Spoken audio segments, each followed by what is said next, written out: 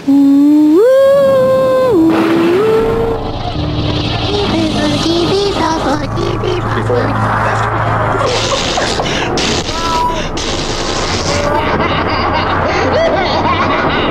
turned out to be completely unreliable assholes.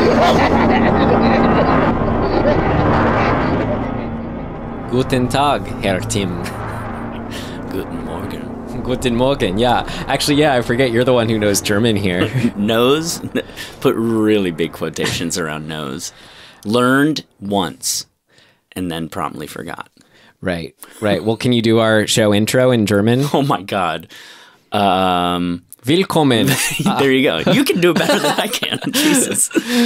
No, I can't. Willkommen. I don't know how to say another. I don't know how to say episode. Willkommen die Dismembering Horror. Eine Podcast. Eine Podcast. Wo means where. What do you say next? All right, we'll forget about it. God damn it. Hello, everyone. Guten Tag. Welcome to episode 64 of Dismembering Horror. That'd be fear and sexish. That sounds about right. I think. Is that how you say 64? Yeah. Fear and sextish is what I heard, and Something that just like that. sounded good and horror-y. As I said to It means 4 and 60. As I said to Dismembering Horror, the podcast show where myself, Ryan McDuffie, Und meinen self. Tim Aslan, Herr Aslan. Oh, yeah. We talk about what worked for us, what did not work for us, and anything we found interesting or noteworthy about a horror film. Very much just our opinions to hopefully prompt your opinions, including if you vehemently disagree with ours. We just hope to share in the fun of picking apart a horror movie we just watched, because horror...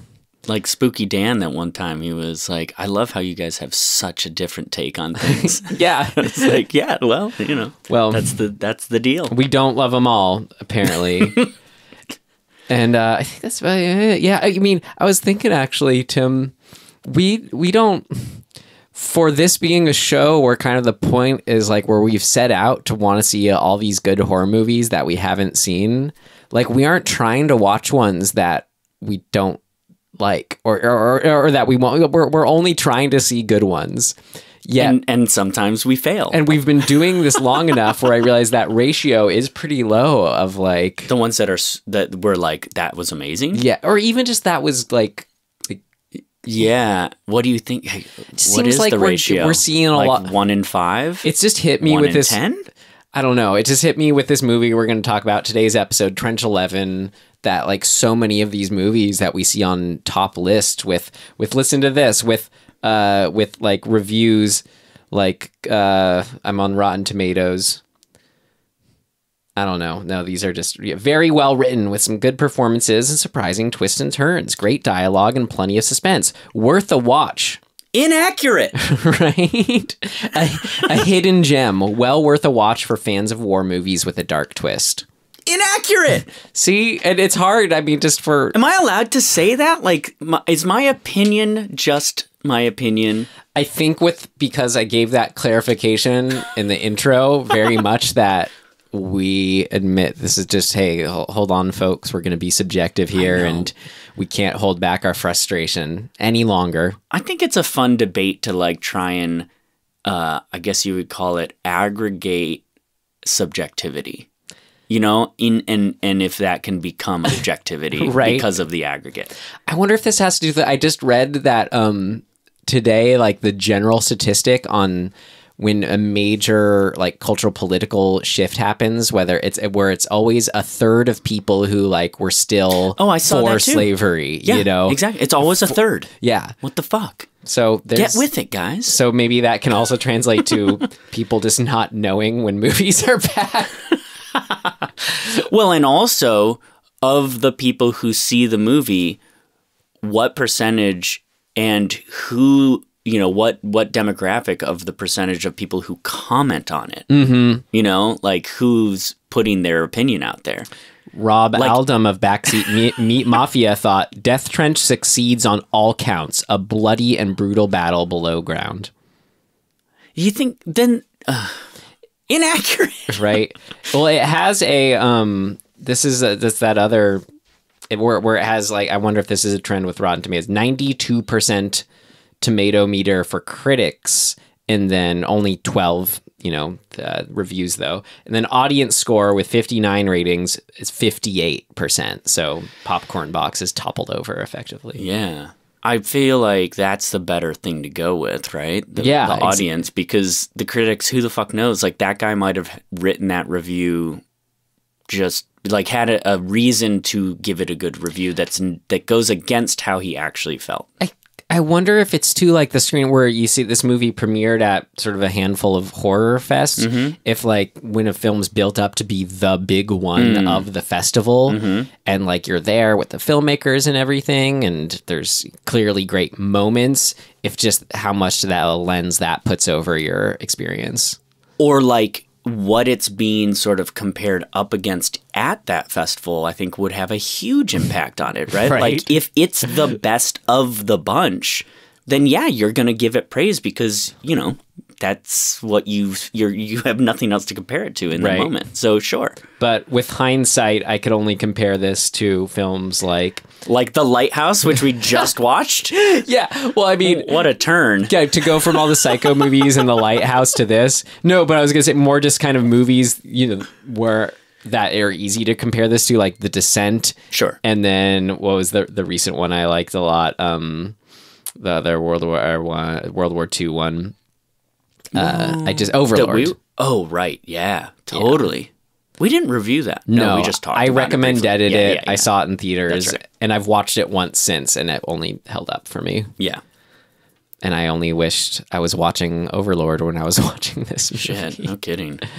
Okay, well, okay. There's wow. You've gathered our in summary thoughts on the film Trench 11 from 2017. Let's watch the trailer. Okay. I can't wait. Here it is, Trench 11. Gentlemen, we are here to complete a vitally important mission. In May of last year, the Germans began constructing an underground bunker 11 miles behind their lines. what the devil are they doing there? We don't know, but they've dug 3 to 4 levels. They've gone as deep as 100 feet, sir. My God. Whatever they were working on is still there. You got 3 hours. This base is abandoned, so we don't expect any resistance. Well, how do we know it's abandoned?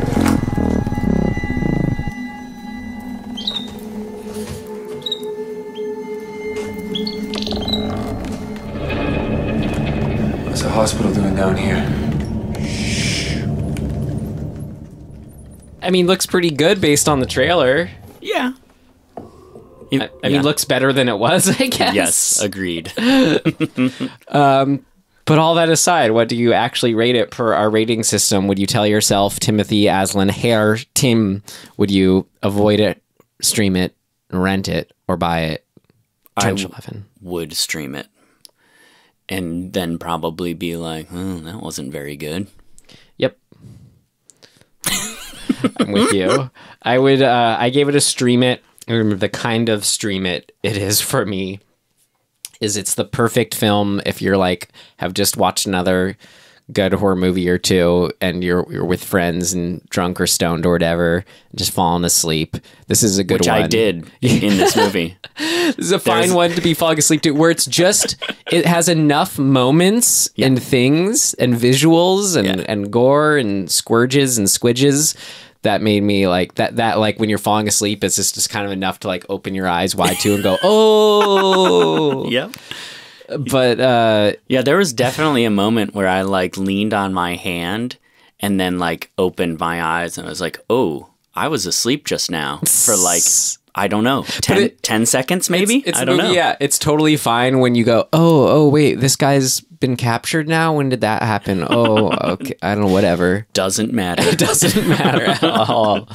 Yeah, but it just kind of made me wish I was watching Overlord again.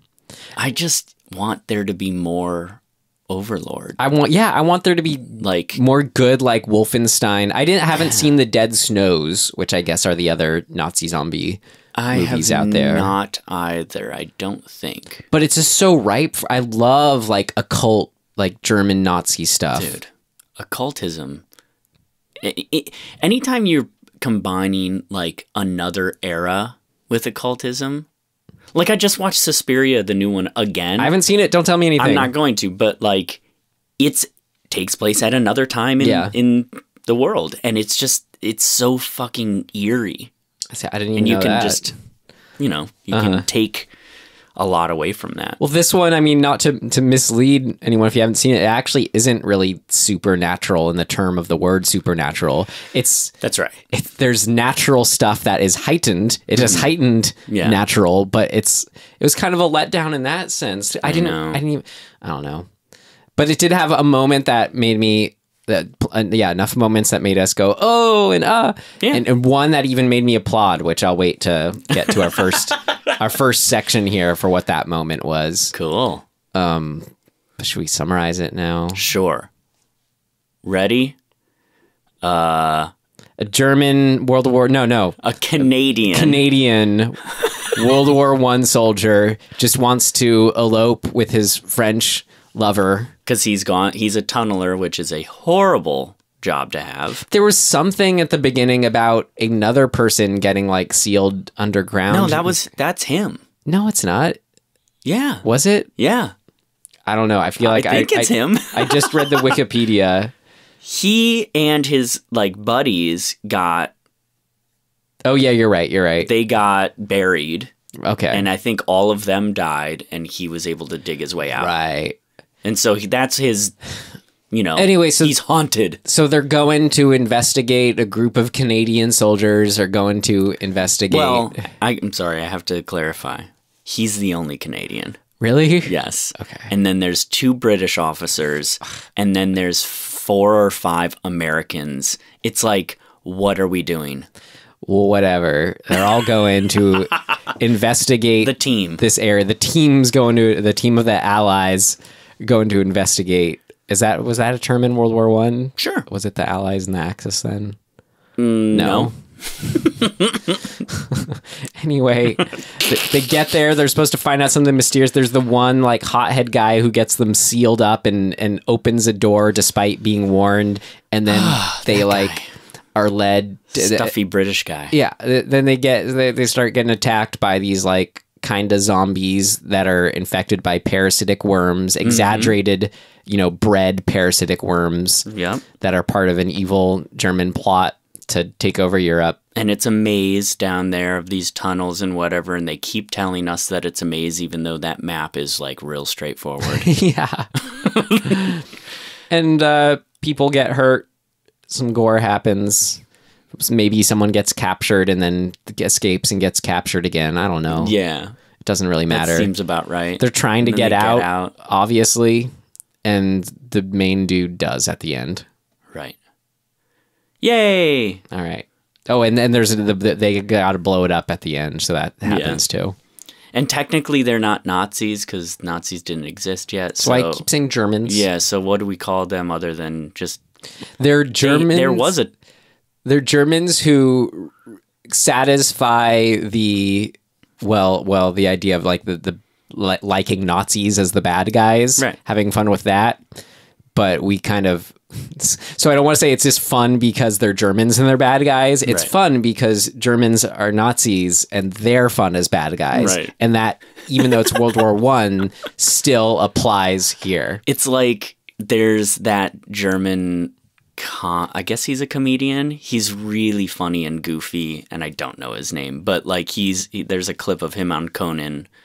And Conan is like... Wait, who's an actor in this? No. Oh. He's just a comedian. But he has a bit about, like, Germans where, Conan says, like, do you think it's weird that Germans, the bad guy is always a German in films, and the guy's like, no, do you know our history?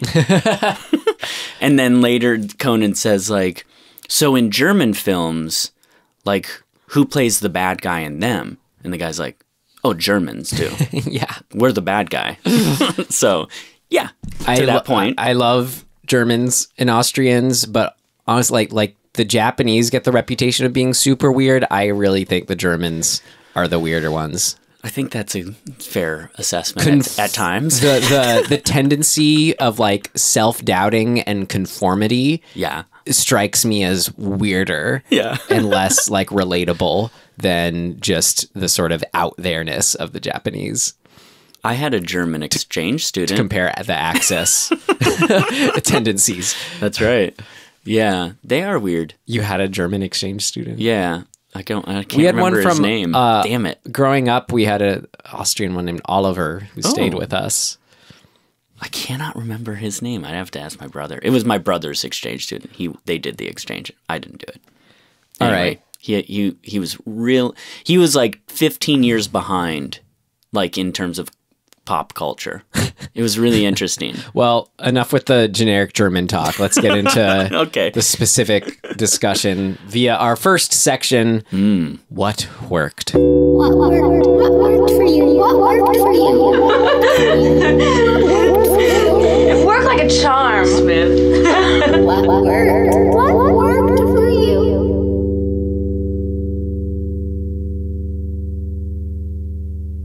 I mean, that it was World War I was cool. Like, World War I or II, like, horror setting, great. And then World War I tunnels, great. Tunnels. Down for it. I'm so into that. I'm so claustrophobic. So, like, that's why tunnel shit is great. Any confined threat is great. Like, and trapped in a thing. Great. Like how The Descent sustained itself for half a movie before even needing to introduce monsters on that alone. Definitely. The German bad guys, since we were just talking about that, like that is always fun. Like in like how hackneyed or hokey it was, like when it got to their moments of just delivering their evil monologue, like I just eat that up. Like anytime there's the German soldier bad guy like giving their speech, I'm down for it. It was fun. And then I'll just get to the part that made me clap too, since it's in that moment, was like during one of those speeches, where rather than we're so accustomed to hearing like, you stupid American dogs, it's like stupid Canadian. I know. It was that makes the movie a classic. Just to have that line. That's why the trailer called it a cult classic. That's right. Because of you stupid Canadian. Stupid Canadian. What a sentiment. And I guess the big, like, the horror conceit of it visually was cool. I didn't put spaghetti parasite worms, but angel hair pasta. That's right. It's definitely very thinner. much angel hair. Just that is like I don't know, worms gross me out. Yeah, parasites are gross. And especially of the parasitic variety. What? Yeah. Oh my God. And so they show up like, I mean, I guess the way to do this movie, what worked is just sort of go down those moments that are the make you go, oh, and are fun. Yeah. And with that main dissection / operation scene or whatever it was of opening the body up and seeing those like worms in full. Autopsies are one of the most unsettling things to me because like I think there's a major distinction between like slasher sort of gore, if somebody gets like something lopped off or like stabbed or whatever, like in the action of it, for some reason it seems less real. I mean, in a way, like you can get on board with it and it's not like, oh shit, this human being is being like cut up. But like a body on a table, like prone, being like already dead and being opened up and like dissected there's something about that, I think, that makes you just go, oh, we're just a bag of meat. And once we're dead, you can just fucking crack us open, and like, there's something very unsettling about that. And so to do it and then have... Because we have that strong association with our bodies and our identities. Yeah. And rightfully so. Right, exactly. And so then to open it up and see this spaghetti, angel hair pasta, like, thing inside was so great. Real gross. They're like coming out of the eyes and the face. Oh, weird too. Like they press, it's like, is that in that scene where he presses on the head and it like squirts sort of they squirt out of the nose and eyes? When you were going like, explode, like talking about the eyes, you just wanted the eyeballs to explode so bad. Yeah. Yeah, so all that stuff, it's cool. It's a cool concept. I think that, oh shit, never mind. I was going to criticize it. Right. No, let's go. There was the early gunshot to the head moment. Great. That was great gore. And it, yeah, the visual of that was really good. Yeah, to have the specificity of like where the skull and how much of it broke apart and was hanging. Shit, dude. I mean, the guy or woman, I don't know, who worked on the effects did a really, really good job. Mm-hmm. Like, I think that I'd love to see more work of theirs. Francois Dagenais. Okay. Dagenais. Veganese. Yeah, I mean, I bet they're just good. And with a well, yeah, I mean, in a better movie with that, like, level of effects. Yeah. That would be very nice to see. Right. And like, I think one of the reviews I was looking at, the effects are definitely a strong point. Like, you know. Yeah. Yeah. Well, and I also think just the visual sort of tone and composition and setting is really pleasing to look at most of the time. Yeah. With some caveats to that, but right. You know, the warm yellows of the underground is always like pleasing to me. Yeah. And there's good contrast in it, and there's creepiness in the shadows, and like, I like all of that. Something's around every corner and turn. Definitely. It was so great, like the first zombie attack or whatever you want to call them, infected, parasitic bound, where it's like the phlegm vomit, dude, into the guy's mouth and face. I fucking love that. Me too. It is so upsetting and gross. Yeah. The idea of getting, not just, look, vomit is gross, but phlegm and like expulsion is fucking so disgusting. Especially in that vomitous amount. Right. Right in his face. Yeah. Good stuff. The other, I think, standout, you know, gore gross out moment I can recall, at least, was toward the ending of like tripping and having the vial of the virus or the parasites go right in his eye. Yeah. It's awesome. That was great. Exactly what it should be. Well, that's all I have for what worked for me, Tim. Wow. God. I don't really have much either. That's pretty much it. Yeah, I don't want to say something worked for me if there are other elements that were merely serviceable. Exactly. I guess it's so close to a bunch of good things to me, but it just doesn't get there. So, you know, what are you going to do? Well, we can talk about why not, because I'm interested in trying to figure out when movies like this are so middling. Yeah. How they could be improved. Yeah, we should talk about that. No other moments that, I mean, those were it, kind of. I mean, maybe there's a gore moment I'm forgetting. I like that when they dissect the worms and the guy like picks one up in a clamp, that it's sort of like defying gravity and squirming around in the air. I mean, I think that's a cool effect. Yeah, I will say I was especially pleased that the worms did not reek of CG. Yeah. And they themselves looked like really good effects. And they come out and they go back in and they squirt around. Like, that's cool. It looked super convincing. Yeah. That was neat. But beyond that. All right, well, let's talk about the Yeah. All right, next section. What did not work? It's not ready yet. Seems to work okay. No, something important's missing. What did not work?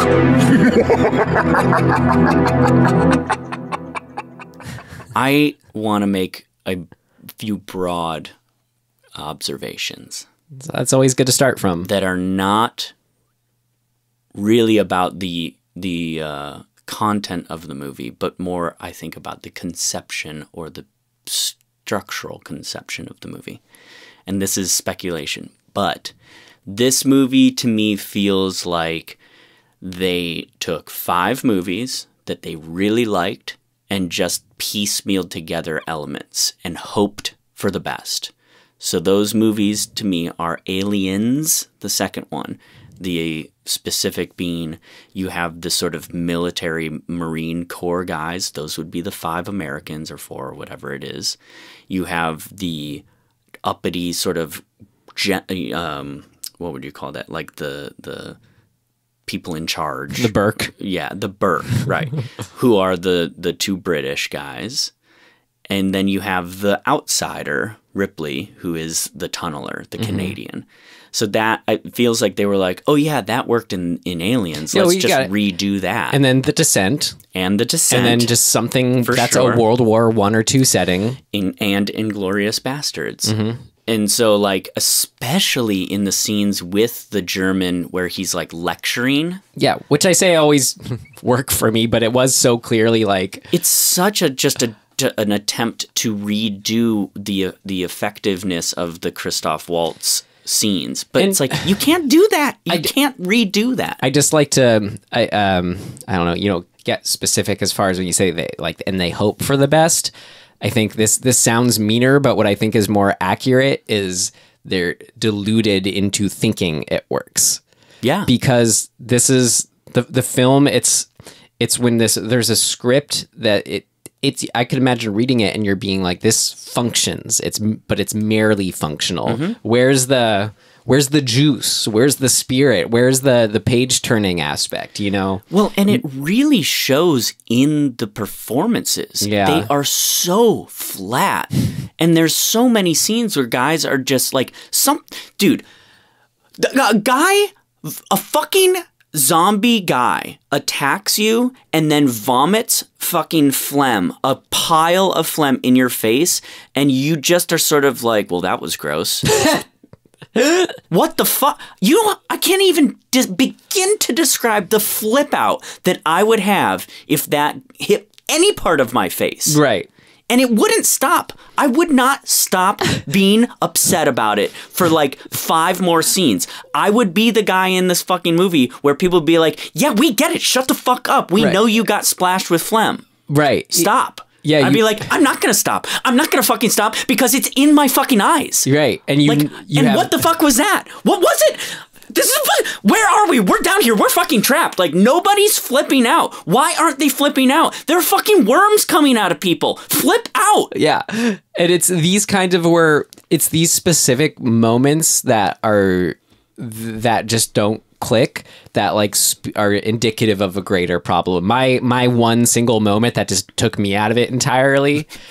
I mean, no, I mean, as far as like where you can be, again, like deluded or thinking because it's functional, like it's an actual like good movie. But the one that I just got so frustrated at and then had an easy example for like how to fix it, I think, was when you have the German soldier who was begging them not to open the door to the point of kill me. I would rather you shoot me than you open the door. Yet you still have the stuck up guy in charge being like, don't listen, just do it. And that if you gave some kind of context for the motivation for why he's being so uptight, like, is he going to lose his job or his life if he doesn't follow whoever, like his hierarchy chain command? That could be the case.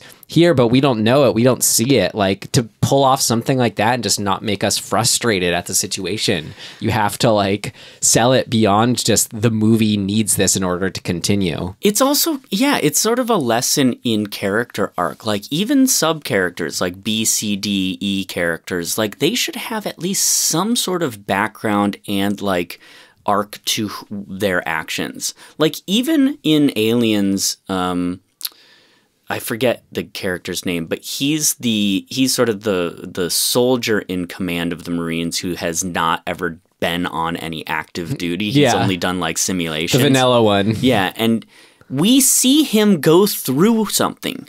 Like, even though he's always like, were an asshole. Exactly. What's the name? I don't know. I don't remember. But we get to see Gorman. Yeah, that seems right. We see him go from sort of trying to hold up this like veneer to total failure. He fucks up and then gets hit in the head and knocked out. Like, he's such a fuck up. And then comes back around and realizes what a fuck up he's been and sort of swallows his pride. And then we get to see him die in a valiant sort of way, or whatever you want to call it, honorable way. He's like the 10th character in that movie. Well, yeah, it's like I try to break apart why, like, my feeling watching was this: nothing is keeping me engaged and going. Like, and I just kept comparing to The Descent. Like, so why do I care about them making it out in The Descent and not here? And that's like, yeah, that's one of the big reasons. Right. It's just, there's no kind of character or anything to hang your hat on except the main dude wants to get back to the girl. And exactly, not for any of them. And then there's no interplay between the characters. Yeah. Nobody knows about anybody else. Nobody, like, they kind of have that one scene where the Americans are like, oh yeah, look at the Canadian over there 10 feet away. He definitely can't hear our conversation. But like, I heard he got buried alive. Like, okay. Yeah. So they know about him. Have an interaction. Yeah. Right? Like, at least in Aliens, when the fucking Marines are bitching about Ripley, she hears them and she goes, hey, you want to know what? I fucking went to this planet and my entire crew got fucking eaten alive. Like, we got fucking killed. So you can shut the fuck up for a second. Like, there's actual conflict even within the minor moments of the thing. There's no, like, there's no character conflict in this movie. You had a bit of subordination of that. And then they just stand there like statues holding guns to each other. It doesn't work. It's just fucking weird and awkward. Yep. Like, there's so much of just, I don't know who do you sort of hold accountable for these problems? Is it ultimately the director, or is it the actors? Like, I mean, it's a combination, I'm sure, but no, I think it's the script, and then you could put it on the director for not being in a situation or place to change it accordingly. Like, it all depends on the context of the production, pre-production, development, whatever all that is. Yeah, but man, it just feels stilted and like not like people. Mm-hmm. Like the main British guy, his attitude of like, we're gonna do this and it has to happen and you're gonna open that door. It's like, I'm gonna pull my gun and then like pull back the hammer on my gun. Like, what? Yeah, it's not a good sign when the characters only have more soul to them when they're in their zombie form. Yeah, right? Jesus. It just doesn't hold any water. Yeah. The motivations are there. And meanwhile, people like Canadians over there just like moping around. Like, can we please pick somebody who's not a fucking charisma vacuum for the lead of a movie? For fuck's sake. Like, come on. I get it. You're bummed out, but like, let's go. I liked looking at the Letterboxd reviews. This one as a good in summary one from user Film Gnome.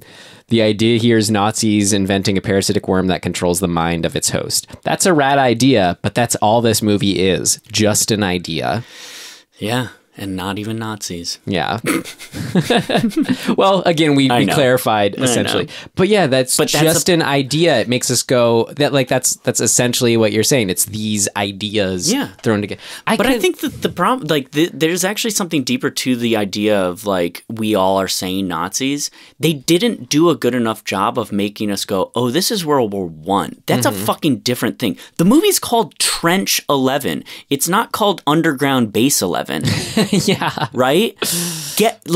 That's World War I. Trenches are fucking just like gnarly things to be in. And if you haven't seen it, honestly, it felt light on the trenches. Like, you know, as I wanted the ones like there really isn't any. Right. When they get, it was kind of cool. Like when they first enter the underground trench, and it's like they have to lift up the little curtain and go in there.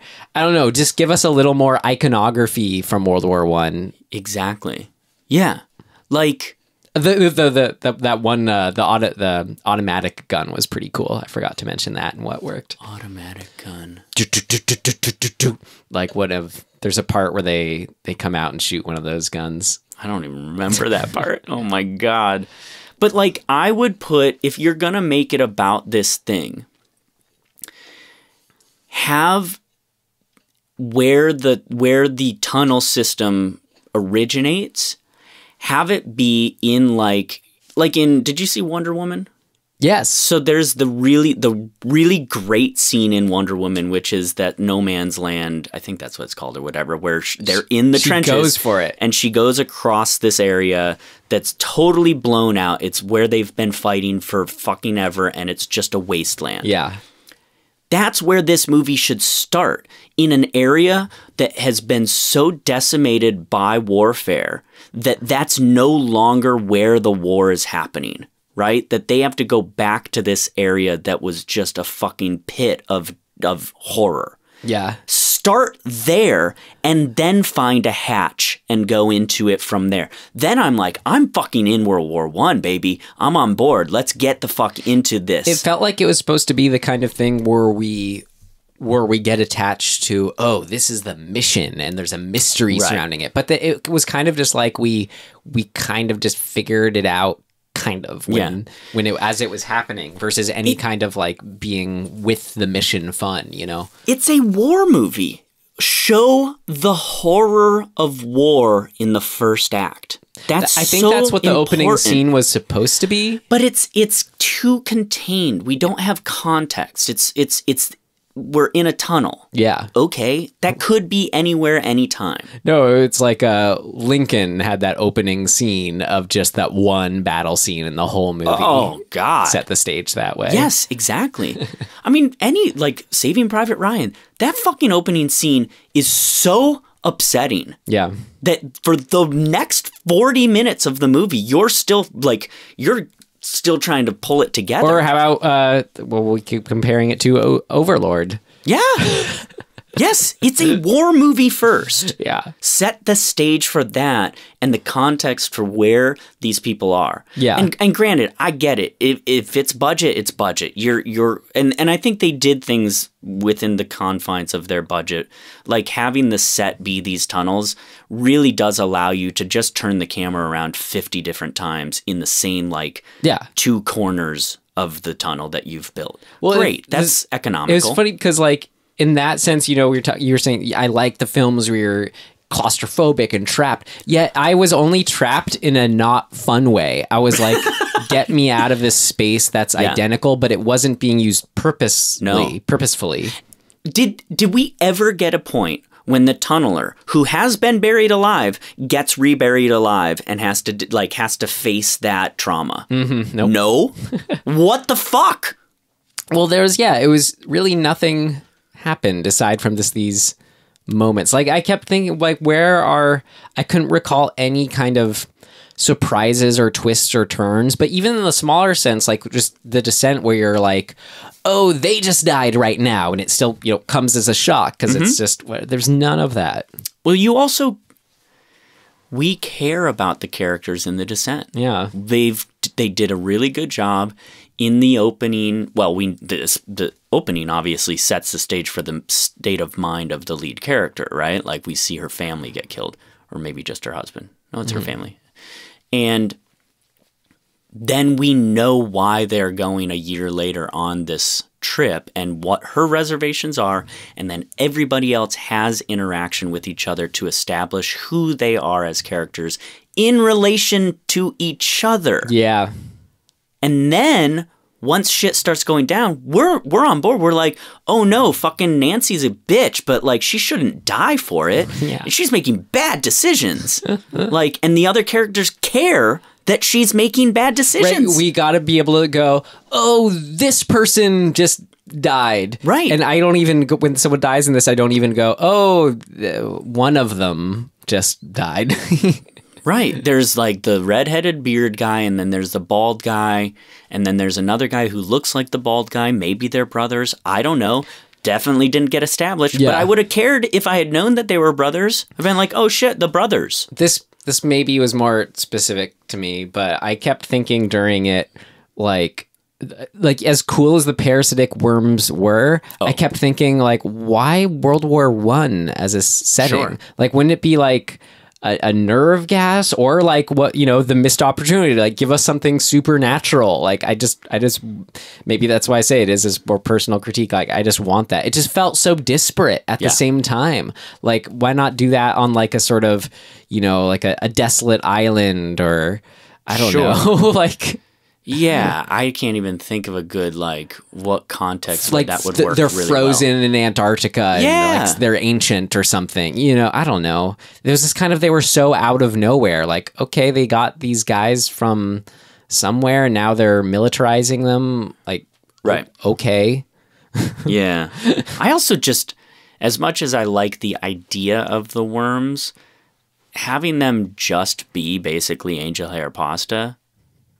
It's not enough for me. Yeah. All the things that it does and the basic look of it, I'm on board with until it doesn't, it sort of stops there where it's like, yeah, but it still just looks like pasta. Right? Like there's, just give it a little something else. Yeah. I don't know what that would be necessarily. Well, maybe don't make it the exact same fucking color as pasta. I'm sure this was in it, but I felt like I never really had the moment where I don't think it necessarily has to be visually. Like I liked how but maybe the mode of which they attack, like have the sort of the face hugger quote unquote moment of just the horror moment of like it goes up someone's pant leg and like burrows through them. Just this find more types of horror that are unique to this bad guy. That's a good creature. Point. Yeah, that's a really good point too, because the threat of the worms is non-existent. It's like it's very like it's just there. It's a deliberate. You have to like administer it to someone. Yeah.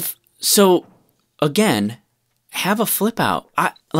If I was trap fucking down there and got and let's say I'm not the guy who got the phlegm in the face, I would be like, you're fucked. You're so fucked. And stay the fuck away from me. Like, don't come near me and don't open that fucking body up. Like, let's get the fuck out of here. Stay away. Like, and then if you have a character doing that, they're definitely gonna get got.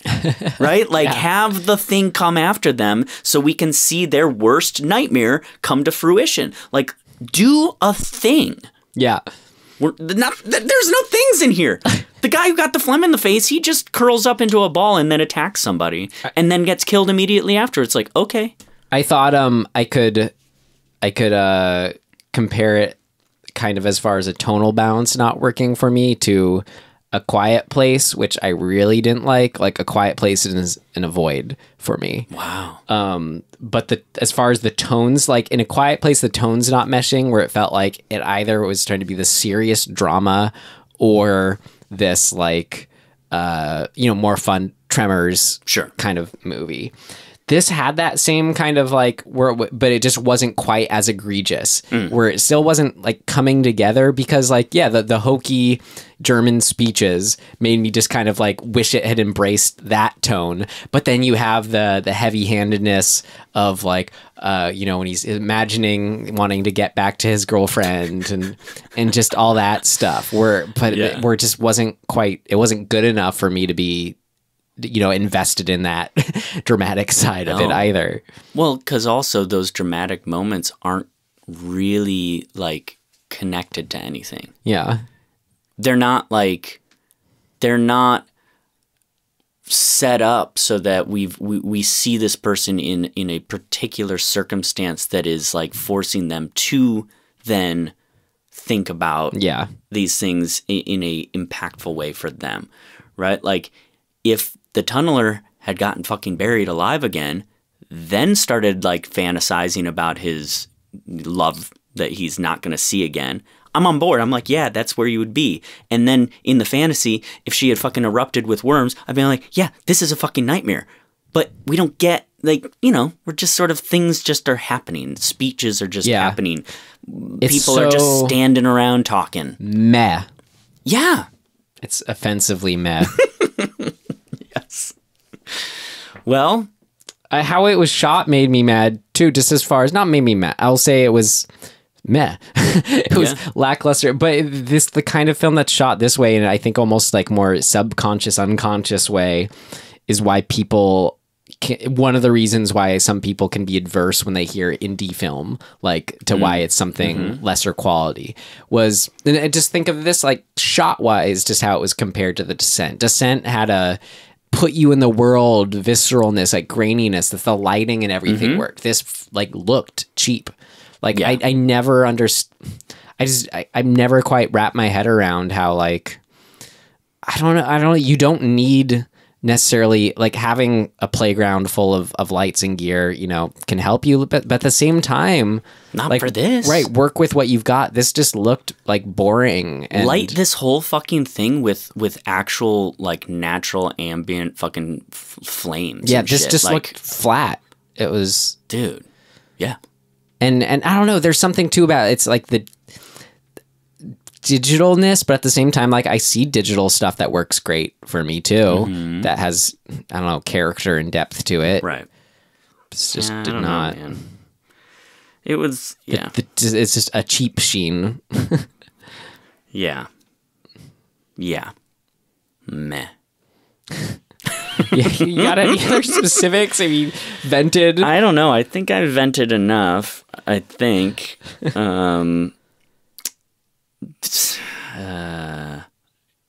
Yeah.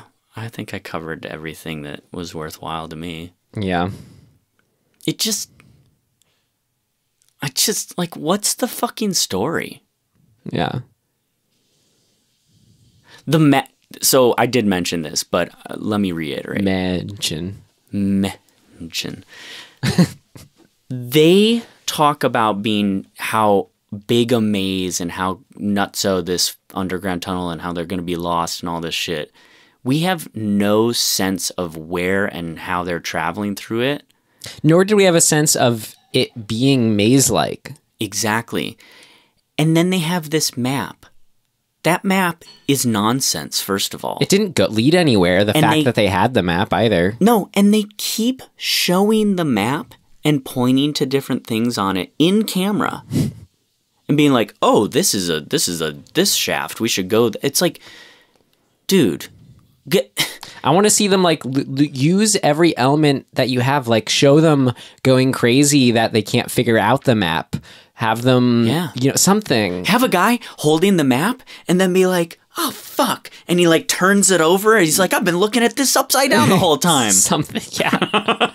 Something, use everything. Maybe that's another way to separate, what you did. It's not what... That's why I always call it the potent possibilities. Yeah. It does not pursue the potent possibilities of, like he said, it being World War I, it being a parasitic worm, it being a group of dudes who are all, like, have their different motivations. None of even the fun kind of, like, German versus, the Canadians, Americans, whatever stuff. Like, I just had a fucking awesome thought. There should have been a whole section of this movie of them getting down there and not knowing what the fuck is going on and getting lost and having one guy in the group who's not the British guy because he sucks, but somebody else in the group causing more problems, like doing things that are too nutso. Like, at some point he should fucking have a flip out. Maybe he's like, well, maybe the guy who got being a drunk, or the guy something. who got vomited on is appropriately flipping out and messing things up. And then, because they don't know what the parasite thing is yet, you spend all this time with them just being fucked. Like, they're trapped down there. Have a cave. Well, they do have a cave in that traps them down there, so that's okay. Although then the Germans show up from some other. It's a mess, but. Have that guy be the problem of the group and keep fucking up. And like, maybe he gets a hold of the map and fucking burns it. Like, then you're fucked. The Blair Witch, Yeah, exactly. Like, then there's something to it. And then when you see that there's this parasite thing and people have been at each other's throats and like flipping out and you don't know who's good and who's bad, then you can do a thing like The Thing. Like, make it good. Like where you discover who's infected and you go, oh shit. The Descent and Overlord I was into before The Thing happened. Exactly. They kind of blow their load on this early. I mean, it's not super early, but when we find out that there's this parasite, it still doesn't really affect any of them. Yeah. It's not a problem for anyone. Yeah. I mean, the guy who got phlegmed on... No, it's kind of just like... Gets there, but then he gets killed. The like, reaction to it is just kind of like, oh, that's interesting and bad, and maybe we should stop that, but let's just also still be trying to escape here, and oh no, I don't want to be shot at, and it was not a lot of surprisingly little consequence. And the motivation of the Germans of like, oh, we're going to get this thing out into the world, like the bad German. What are you talking about? It's your base. Wait, what do you mean? The main German's goal is to get into the base and steal the virus, and weaponize it, right? That's the German's base. He could have done that. Like, what's stopping them? What was stopping him for the last fucking, since the base was built? I think it's that there were already infected people in there. So he waited for the fucking other side to break in. You know what I mean? I think that's exactly when we come into the story, is that they're there doing exactly that, trying to get it out. But they aren't there yet. Remember, there's an early scene of German and like German like officers being like, you got to go get the thing. So that's it happening. Like, it's just dumb though. You know what I mean? And what a coincidence they happen to be going to this thing at the same time. Then that's fine. I'll agree with you if it is like what a coincidence. But I mean, what you started saying off. I mean, no, we did just happen to come in. I guess. But if the thing's been locked down for it just falls apart to me. It's just stupid. Yeah. The whole German angle I just thought it made no sense to me. The German angle? Like what their motivation is, what they're trying to do, how they go about doing it. Like, is the guy like going rogue? Is like from his orders and is just a maniac? Was he the scientist or not? I don't fucking know what's going on. Yeah. So that's all to say. It's a mess. Great. It's a mess. The meh. Got it. It's, as I said before, meh really functional.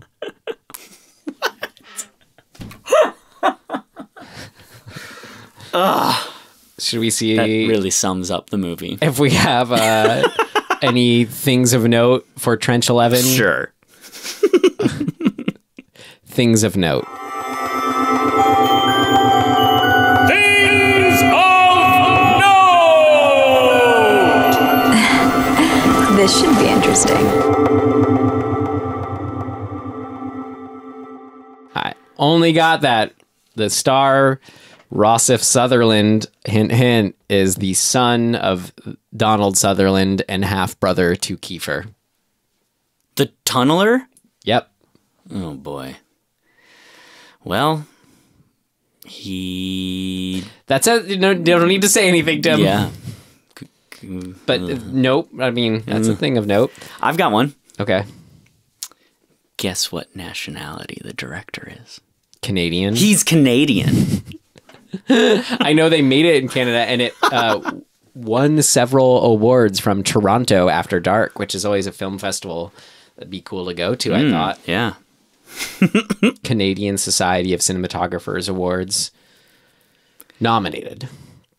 So I'm confused here. The story was by a guy named Michael Klug, but like there's no there's no info on him. Like I can't find anything on who that is.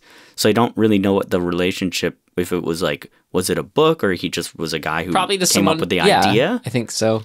And then the writers and, well, the director and writer, co-writers, whatever, took it and ran. Hard to know. Gotta remember, 2 things of note isn't just factoids and trivia.